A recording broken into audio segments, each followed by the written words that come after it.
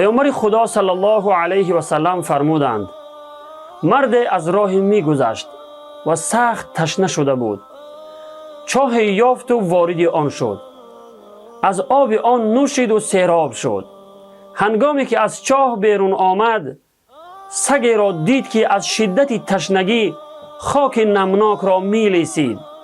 پس با خود گفت این سگ به همان اندازه تشنه است که من تشنه بودم. پس دوباره وارد چاه شد و موزه چرمی خود را پر از آب کرد و با دهانش گرفته با دستانش بالا آمد تا اینکه از چاه بیرون شد. آنگاه به سگ آب داد. وقتی سگ سیراب شد، الله متعال به قدردانی از عمل وی گناهانش را بخشید و به همین سبب او را وارد بهشت نمود. صحابه رضی الله عنهم از جناب رسول الله صلی الله علیه و سلم پرسیدند که آیا نیکی کردن به حیوانات هم اجر و ثواب دارد؟ یعنی آب دادن به حیوانات هم برای ما موجب اجر و پاداش خواهد بود؟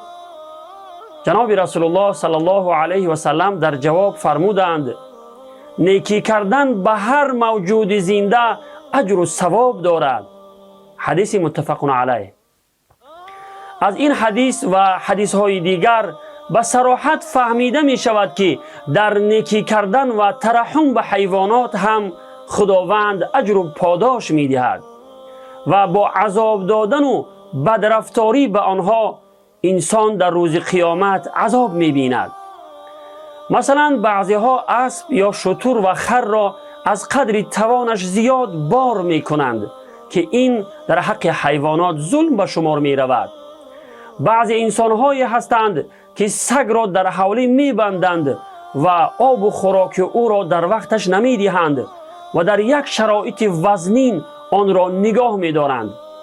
این را خوب به یاد داشته باشید چطوره که به نیکی کردن و ترحم به حیوانات انسان مسلمان اجر و پاداش می گیرد، همچنین در عذاب دادن و بدرفتاری به حیوانات هم در قیامت معاقب عذاب می شود. این حال حیوانات بود. پس در نیکی کردن و ترحم به انسان ها شما چی فکر می کنید؟